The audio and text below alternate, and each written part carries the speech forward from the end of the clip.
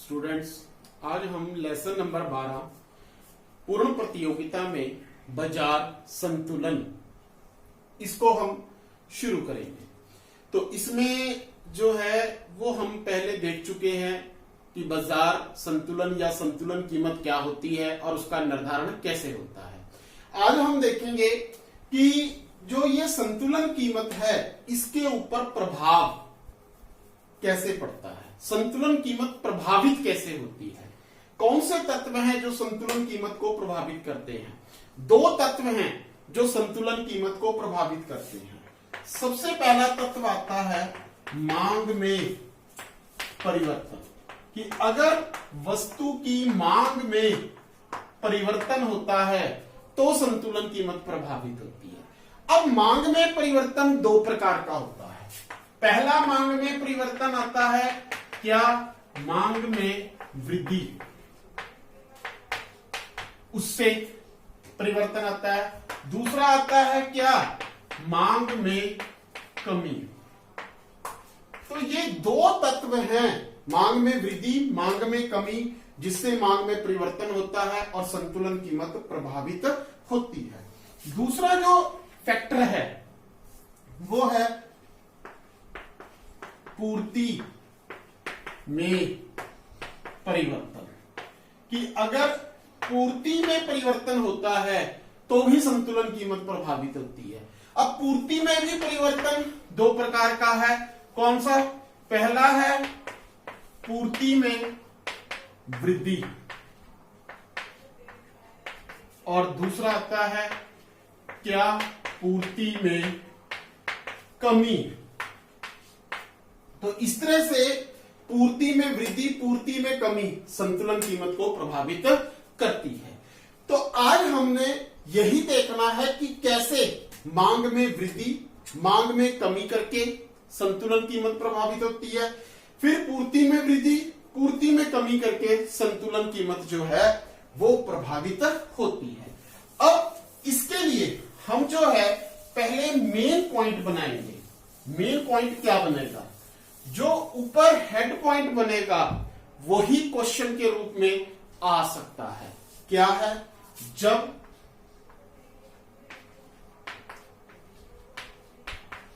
पूर्ति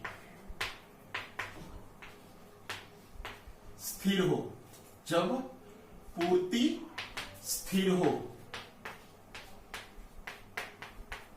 मांग में परिवर्तन किया जाए। अब ध्यान से देखो कि पॉइंट क्या है।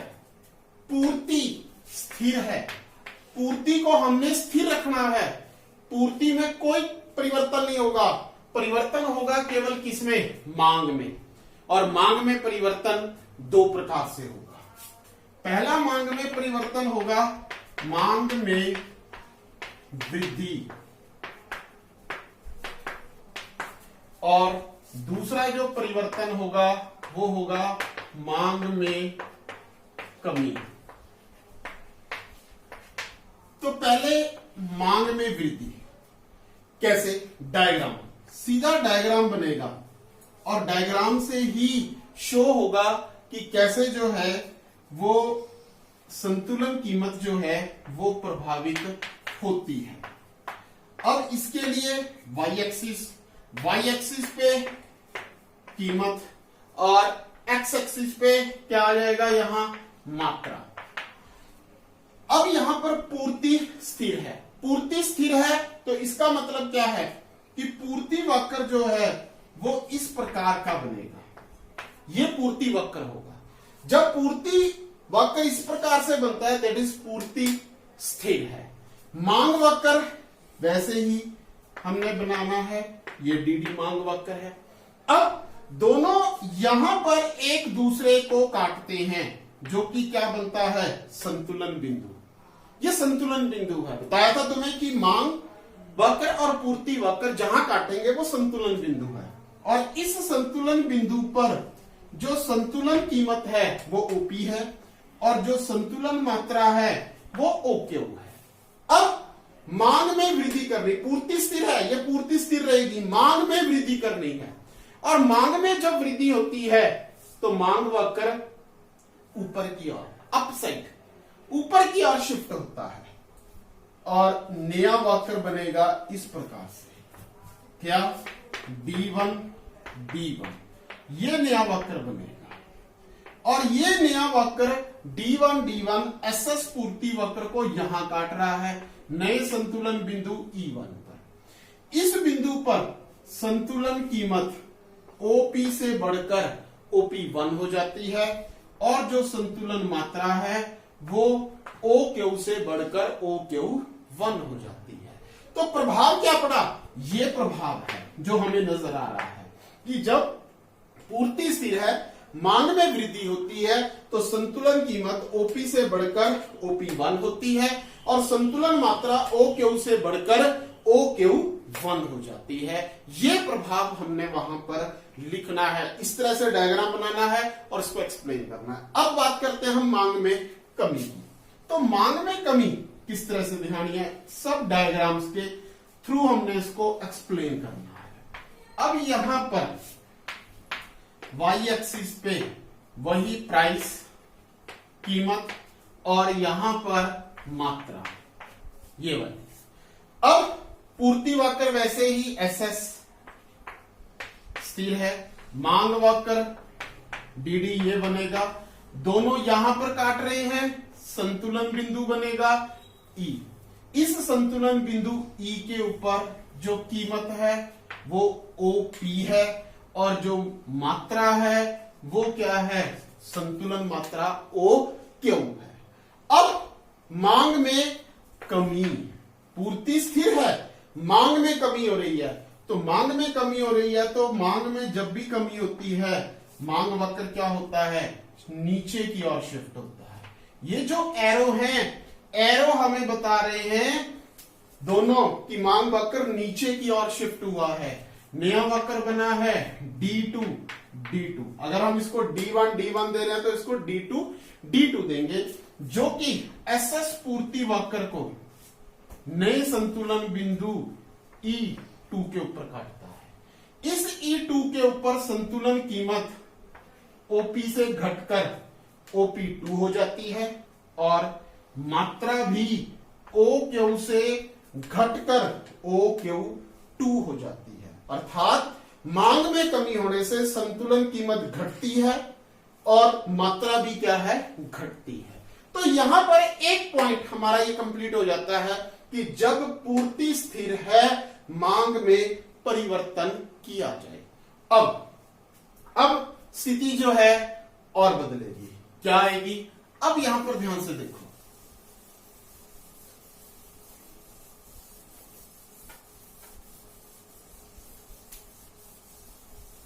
अब हम यहां पर पॉइंट बनाएंगे कि जब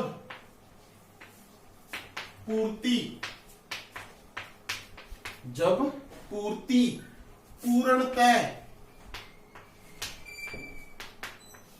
लोचदार हो,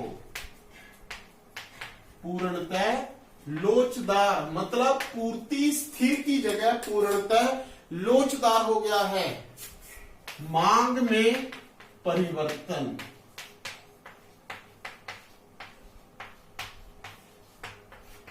ये वाला मांग में परिवर्तन वही मांग में वृद्धि, मांग में कमी, सिर्फ पूर्ति पूर्णतः लोचदार, perfectly elastic, if supply is perfectly elastic and change in demand. अब मांग में परिवर्तन वही होता है मांग में वृद्धि और दूसरा मांग में कमी। ये दो परिवर्तन है मांग में वृद्धि, मांग में कमी। तो पहले हम यहां पर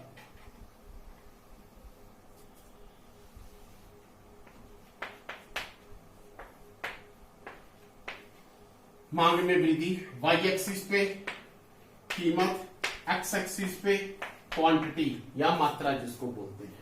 अब पूर्ति पूर्णतः लोचदार, पूर्ति हमने पूर्णतः लोचदार के रूप में दिखानी है। वो कैसी होती है?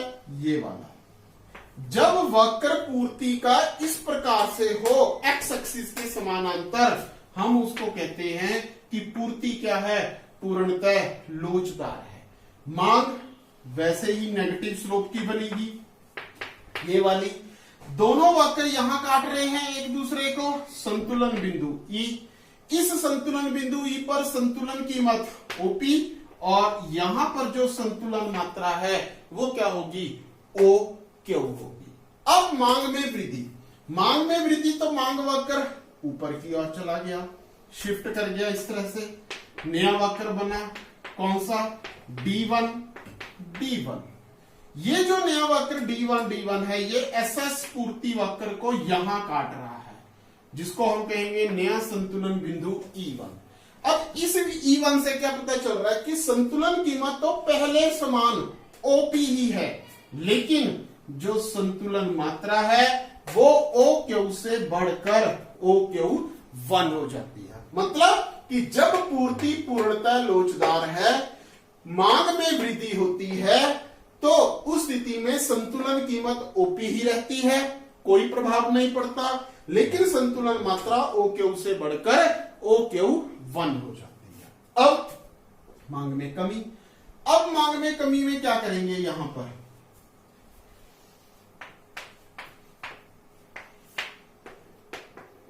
y एक्सिस पे प्राइस और x एक्सिस पे क्वांटिटी।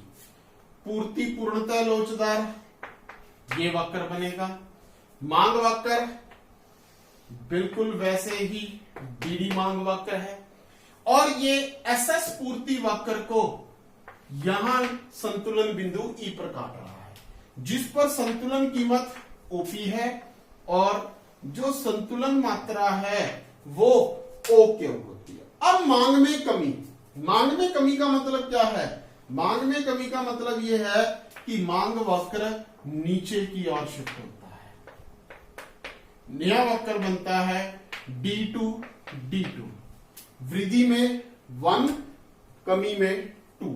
अब ये जो D2 D2 वक्र है, ये एसएस पूर्ति वक्र को यहां काट रहा है नए संतुलन बिंदु E2 के ऊपर, जिससे क्या पता चल रहा है कि संतुलन कीमत पहले के समान ओपी है, लेकिन जो मात्रा है वो OQ से घटकर OQ1 हो जाती है। अर्थात जब पूर्ति पूर्णतः लोचदार है, मांग में कमी की जाए तो कीमत ओपी ही रहती है, कोई प्रभाव नहीं पड़ता, लेकिन मात्रा OQ से घटकर OQ2 हो जाती है।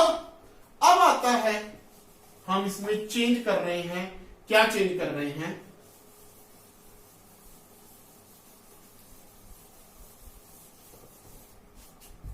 जब पूर्ति पूर्णतः बेलोचदार हो,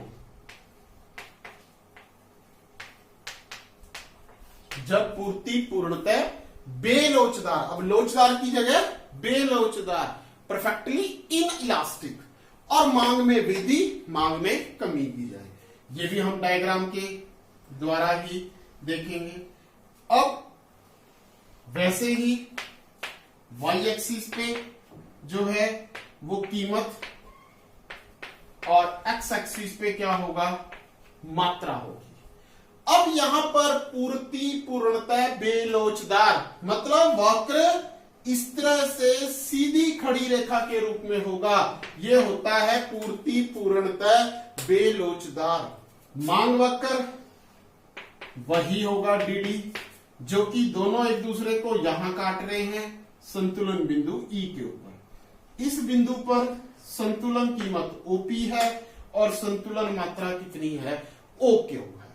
अब मांग में क्या होगा, वृद्धि, मांग में वृद्धि होगी तो मांग वक्र ऊपर शिफ्ट कर जाएगा, नया वक्र बनेगा D1 D1, जो कि एसएस पूर्ति वक्र को नए संतुलन बिंदु E1 पर काटता है। इस बिंदु पर संतुलन कीमत OP से बढ़कर OP1 हो जाती है, जबकि मात्रा OQ रहती है।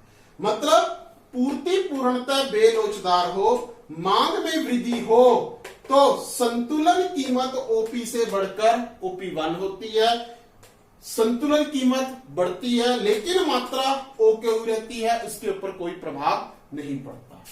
अब आएगा कमी। अब कमी में क्या होगा, वाई एक्सिस पे प्राइस और एक्स एक्सिस पे मात्रा। पूर्ति पूर्णतः बेलोचदार है, ये एस एस पूर्ति वक्र बन गया। डीडी मांग वक्र बनेगा जो कि एस एस पूर्ति वक्र को यहां काट रहा है संतुलन बिंदु ई के ऊपर। इस बिंदु पर संतुलन कीमत ओपी है, मात्रा ओ क्यू है। अब मांग में कमी करेंगे, मांग में कमी करेंगे तो क्या होगा, मांग वक्र नीचे आ जाएगा D2 जो कि एस एस पूर्ति वक्र को यहां काट रहा है नए संतुलन बिंदु E2 के ऊपर।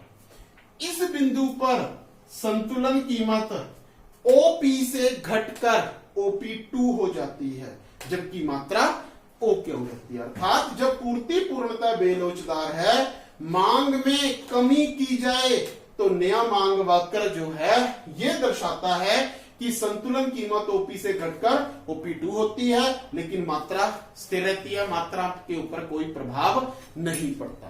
तो यह था मांग में परिवर्तन। सिर्फ मांग में परिवर्तन हुआ, मांग में वृद्धि मांग में कमी कब, जब पूर्ति स्थिर है, दूसरा पूर्ति पूर्णतः लोचदार है और तीसरा पूर्ति पूर्णतः बेलोचदार है।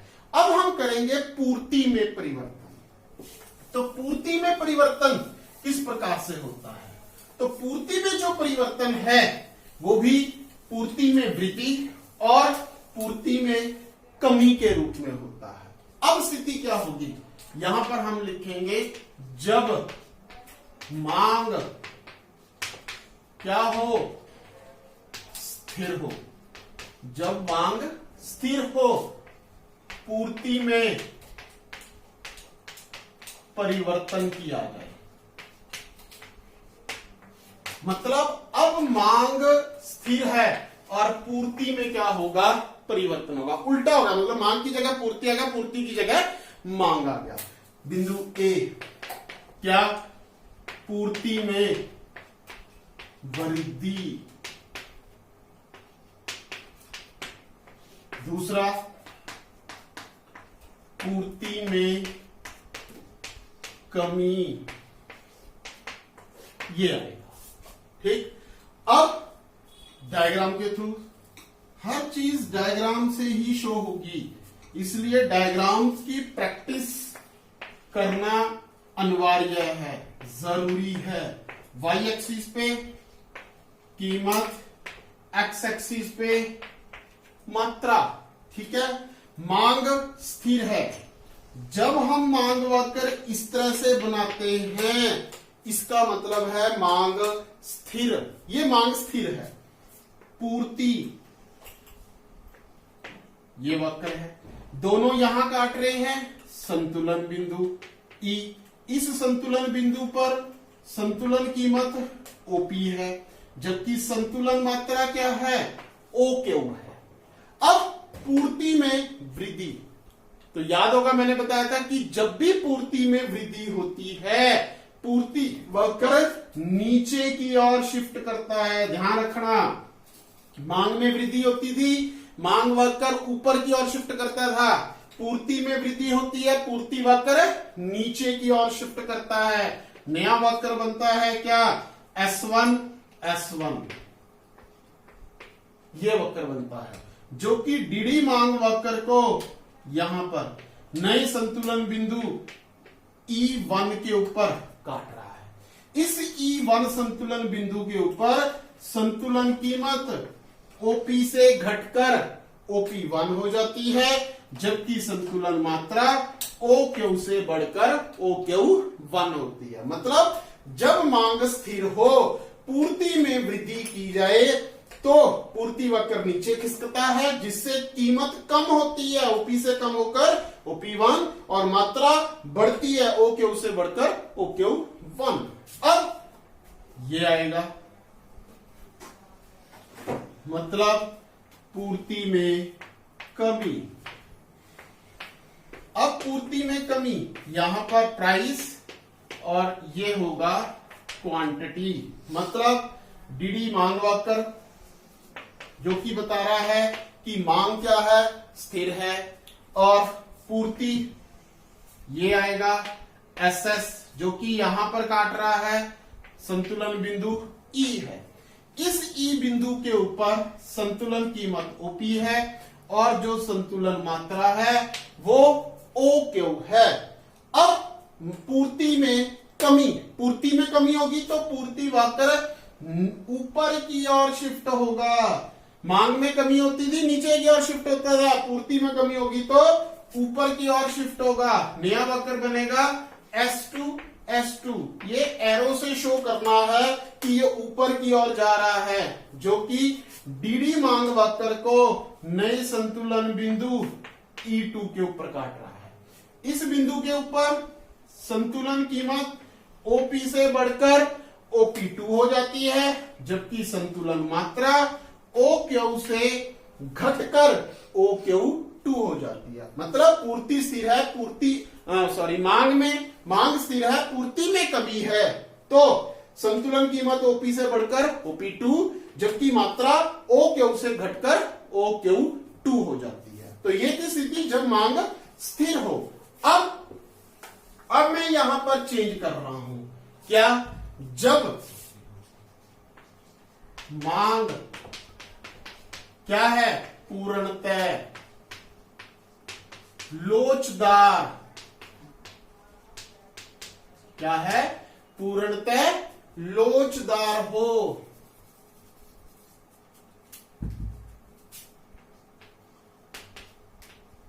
अब यहां पर मांग क्या हो गई है, पूर्णतः लोचदार, परफेक्टली इलास्टिक, और पूर्ति में परिवर्तन होगा, पूर्ति में वृद्धि, पूर्ति में कमी। ध्यान रखना है यहां पर मांग क्या है, पूर्णतः लोचदार है, परफेक्टली इलास्टिक। अब डायग्राम में देखो,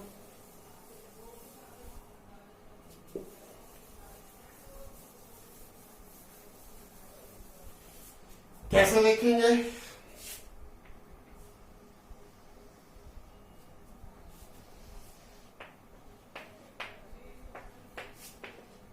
वाई एक्सिस पे कीमत, एक्स एक्सिस पे मात्रा। मांग पूर्णतः लोचदार, मतलब मांग वक्र इस तरह से शो होगा। ये है मांग वक्र पूर्णतः लोचदार जब एक्स एक्सिस के समानांतर हो। पूर्ति, ध्यान रखना, पूर्ति इस तरह से बनानी है, ये पूर्ति वक्र है, दोनों यहां काट रहे हैं, संतुलन बिंदु ई, इस संतुलन बिंदु के ऊपर संतुलन कीमत OP है, जबकि संतुलन मात्रा क्या है, OQ। करेंगे तो पूर्ति वक्र क्या होगा, नीचे की ओर आएगा, S1 S1। तो जब नया वक्र S1 S1 आता है और ये डीडी मांग वक्र को काटता है, तो यहां पर बिंदु बनता है नया संतुलन बिंदु E1, जो कि बताता है कि संतुलन कीमत OP ही है, संतुलन कीमत के ऊपर कोई प्रभाव नहीं पड़ा। यहां पर भी OP थी, यहां पर भी OP है, लेकिन जो संतुलन मात्रा है वो OQ से बढ़कर OQ1 होती है। मतलब मांग पूर्णतः लोचदार है, पूर्ति में वृद्धि होती है, तो संतुलन कीमत OP ही रहती है, कोई प्रभाव नहीं पड़ता, लेकिन संतुलन मात्रा OQ से बढ़कर OQ1 हो जाती है। अब यहां पर आता है, अब यहां पर हम क्या करेंगे, सेकंड में कमी आएगी, मतलब कीमत और मात्रा, ठीक है। मांग पूर्णतः लोचदार है, ये है मांग पूर्णतः लोचदार, ठीक। पूर्ति ये वाली बनेगी, ये पूर्ति है। अब दोनों एक दूसरे को यहां काट रहे हैं, संतुलन बिंदु ई के ऊपर। इस बिंदु पर संतुलन कीमत OP है, जबकि संतुलन मात्रा कितनी है, OQ है। अब पूर्ति में कमी, तो तुम्हें बताया है कि पूर्ति में जब भी कमी होती है तो वक्र ऊपर की ओर शिफ्ट होता है, नया वक्र बनता है S2 जो कि डीडी मांग वक्र को यहां काट रहा है, नया संतुलन बिंदु E2 के ऊपर। इस E2 के ऊपर क्या हो रहा है, संतुलन कीमत OP के समान है, पहले के समान है, OP ही है, लेकिन जो संतुलन मात्रा है वो OQ से घटकर OQ2 हो जाती है। अर्थात जब मांग पूर्णतः लोचदार है, पूर्ति में कमी है, तो वक्र ऊपर की ओर जाता है, S2 जो कि यह बताता है कि संतुलन कीमत OP ही है, कोई प्रभाव नहीं पड़ता, लेकिन मात्रा OQ से घटकर OQ2 हो जाती है। अब इसके बाद फिर नेक्स्ट पॉइंट आता है। नेक्स्ट पॉइंट क्या होगा, नेक्स्ट पॉइंट देखो, मैं एक ही वर्ड चेंज कर रहा हूं, जब मांग पूर्णतः बेलोचदार हो, बेलोचदार, ध्यान रखना, अब लोचदार की जगह बेलोचदार हो, और पूर्ति में क्या करना है, परिवर्तन। तो अब इफेक्ट क्या देखेंगे, डायग्राम से ही सारे के सारे इफेक्ट आते हैं, ऐसे जो है इफेक्ट नहीं पता चलते हैं। तो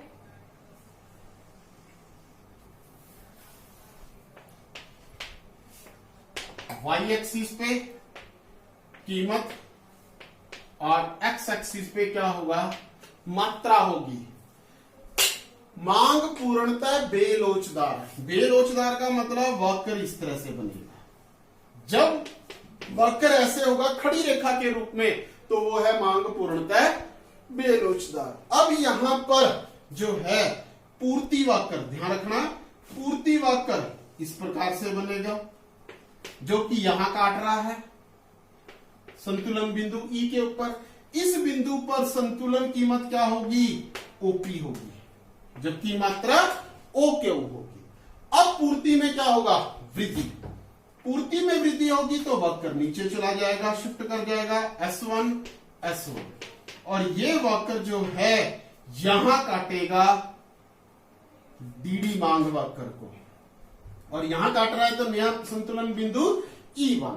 इस E1 बिंदु के ऊपर संतुलन कीमत जो है वो OP से घटकर OP1 होती है, जबकि मात्रा OQ रहती है। अर्थात जब मांग पूर्णतः बेलोचदार हो, पूर्ति में वृद्धि की जाए, तो वक्र नीचे शिफ्ट होता है। ये नया वक्र S1 DD मांग वक्र को संतुलन बिंदु E1 पर काटता है, जो कि बताता है कि कीमत OP से घटकर OP1 हो रही है, मात्रा OQ है।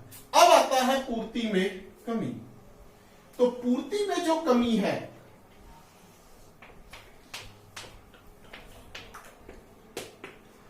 वाई एक्सिस पे कीमत और एक्स एक्सिस पे मात्रा, अब बेलोचदार खड़ी रेखा के रूप में है, जो कि मांग वक्र है, ठीक है। अब पूर्ति वक्र बनेगा इस प्रकार से, ये SS पूर्ति वक्र है, यहां काट रहा है संतुलन बिंदु E के ऊपर। इस E बिंदु के ऊपर संतुलन कीमत OP है और संतुलन मात्रा OQ है। अब हमने पूर्ति में कमी करनी है, तो पूर्ति में कमी होगी तो क्या होगा, वक्र ऊपर की ओर चला जाएगा, नया वक्र बनेगा S2 जो कि DD मांग वक्र को यहां काट रहा है E2 के ऊपर।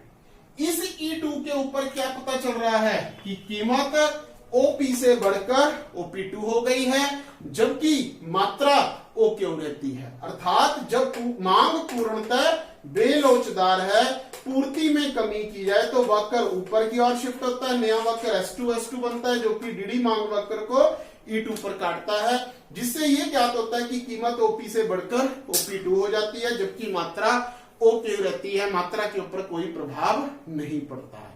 तो ये था आज वाला क्वेश्चन, क्या कि संतुलन कीमत को प्रभावित करने वाले तत्व। दो तत्व हैं, एक मांग में परिवर्तन जो हमने सारा देखा, फिर उसके बाद पूर्ति में परिवर्तन, ये हमने सारा देखा। तो ये जितने भी पॉइंट थे ऊपर, यही क्वेश्चन के रूप में पूछे जा सकते हैं, और उसके बाद जवाब जो है ये होगा जो मैंने बनाकर दिखाया है। तो इसकी प्रैक्टिस अच्छी तरह से करनी है, ताकि जो है पेपर में सही हो सके।